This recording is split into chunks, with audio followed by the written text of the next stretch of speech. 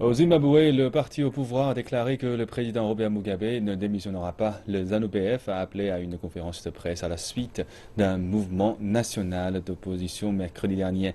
Les activistes derrière le mouvement ont appelé à une autre manifestation la semaine prochaine, mais le ZANU-PF déclare que cela ne changera rien.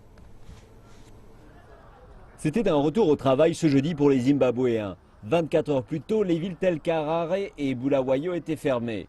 Un mouvement massif de contestation avait envahi les rues pour protester contre une économie qui empire et une corruption présumée. Le gouvernement a critiqué l'opposition à la suite de ces manifestations et indique que des forces extérieures tentent de renverser le gouvernement. Mais les organisateurs des manifestations déclarent qu'ils souhaitent juste que le gouvernement réponde à leurs griefs. Nous sommes concernés par ces problèmes et la crise actuelle dans le pays, et c'est ce qui nous importe. Nous ne cherchons pas de pouvoir politique d'autre sorte, nous cherchons le rétablissement de l'équilibre, c'est tout.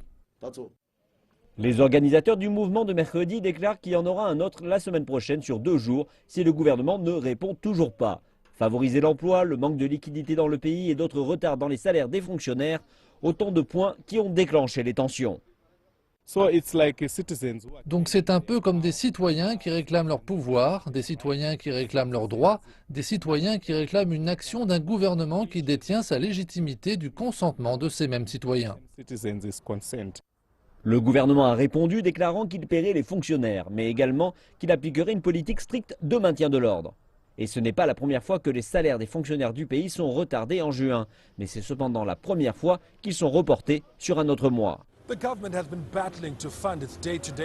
Le gouvernement lutte au quotidien pour financer son activité, malgré des revenus en baisse. L'autorité fiscale a manqué ses objectifs des 12 derniers mois, alors que la base de l'impôt a baissé.